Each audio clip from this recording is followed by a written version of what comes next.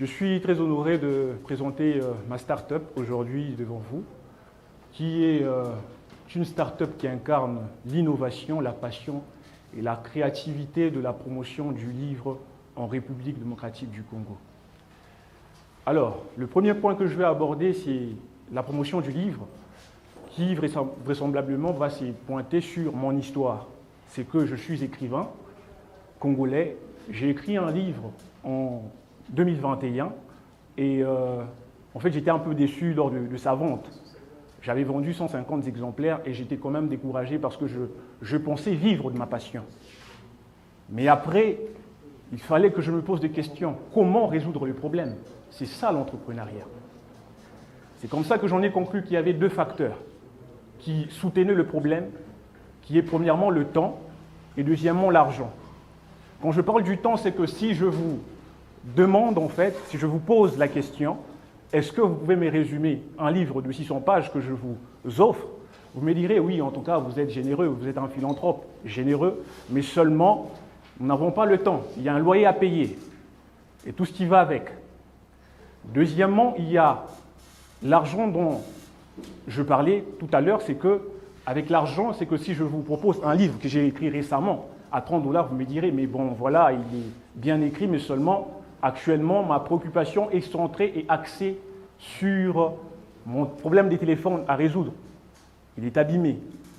Et donc, pour résoudre ces problèmes, j'ai dû créer un consortium des lecteurs qui sont parvenus à se centrer sur la lecture et condenser des livres. Des livres de 1000 pages, de 600 pages, de 400 pages, de 200 pages en des synthèses de 20 à 45 pages, afin de permettre à tout le monde d'apprendre. Pourquoi? Parce que vous êtes bien entendu tous là pour l'entrepreneuriat.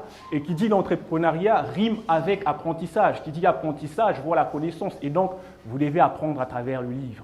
Donc, nos livres condensés vous permettent en fait d'apprendre en un temps record. Et non seulement en un temps record, c'est qu'ils coûtent moins cher. Et au-delà de ça, nous avions créé une application, un logiciel, voulais-je dire, qui permet en fait aux lecteurs de gagner en temps. C'est-à-dire, le livre, il est condensé et il permet en même mesure d'apprendre dans un temps record. C'est un peu ça la première structure en fait de la communauté de penseurs. Étant donné que la start-up est une affaire d'équipe, je voulais dire une affaire de famille parce que c'est une synergie qui fonctionne. Je laisse donc la parole à mon confrère. Mesdames et messieurs, honorables jurés, et le thème, voyez-vous, il est là, d'ailleurs, écrire pour exister. Nous n'avons pas eu la prétention de faire ce livre, d'ailleurs on l'a fait à deux, parce que il est en fait le résultat de tout notre cheminement. Jusqu'ici, nous avons écrit un certain nombre de livres et nous pensions qu'il est important de pouvoir partager ce que l'on a. Parce que c'est vrai que l'on a des idées aujourd'hui. C'est vrai qu'il y a ces personnes qui ont des idées. Mais est-ce qu'ils ont vraiment fait la recherche autour de ces idées? Mais non, au-delà de cela, je m'excuse, l'idée de cet atelier d'écriture, écrire pour exister,